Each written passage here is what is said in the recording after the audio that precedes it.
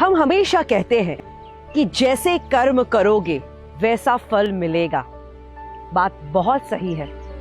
आपकी जैसी भावना होगी रिजल्ट्स तो आपको वैसे ही मिलने हैं। एंड कुदरत जब हिसाब लगाता है तो वो शरीर के नहीं, मन के कर्मों का हिसाब लगाता है। यानी मन से आपके अंदर दूसरों के लिए जो भावना होगी वही आपको लौट के जीवन में वापस मिलेगा। एक बार एक गांव में एक गरीब इंसान रहता था जिसके पास ज्यादा कुछ कामकाज तो नहीं था, इसीलिए वो पशुपालन करता था और अपने पशु जैसे भेड़, बकरी, गाय, भैंस, उनसे द्वारा निकला हुआ दूध और दूध की बनावटों को शहर में जाके बेच के अपना गुजारा करता। एक दिन उसकी बीवी ने मक्खन बनाया। वो 1 किलो मक्खन लेके शहर जाता है। शहर में एक दुकानदार है जिसके पास अक्सर ये अपनी चीजें बेचता और सामने उस दुकानदार से अलग अलग चीजें खरीदता। तो उसने भी ये 1 किलो मक्खन उसको बेचा और उसके बदले में चीनी, चाय पत्ती जैसी चीजों को उसे खरीदा।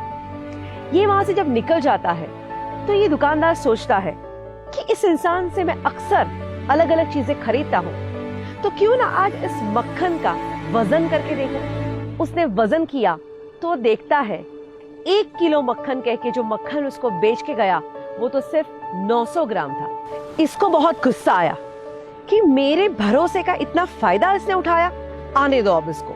वापस ये इंसान जब उसकी दुकान पे आता है, दुकानदार उसको देख के चिल्लाता है, मेरी दुकान पे तो तू पैर ही मत रखना धोखेबाज। मुझे 1 किलो मक्खन देके जाता है, झूठ बोलता है, तेरा मक्खन 900 ग्राम था।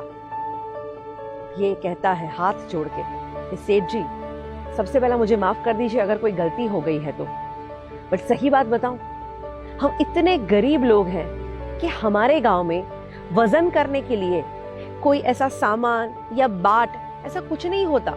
तो आप मुझे जो चीनी 1 किलो कह के देते हैं, उसी चीनी को मैं तराजू के एक भाग पे रखता हूँ और दूसरे भाग पे अपना मक्खन तोलता हूँ और सेम वजन का मक्खन मैं हमेशा लेके आता हूँ और वो आपको बेचता हूँ। जब दुकानदार की भावना ही गलत थी तो फल तो उसे वैसा ही मिलना था। इसी को कहते हैं कर्म का सिद्धांत। जैसे कर्म करोगे वैसा फल मिलेगा। कहते हैं जो बोओगे वही पाओगे। बबूल का बीज बोके आम की उम्मीद मत करना। ये सृष्टि और ये प्रकृति के नियम इतने न्यायपूर्वक काम करते हैं, तुम जो देते हो वही तुम पाते हो। दुनिया गोल है, जो छोड़ा वही वापस मिलेगा।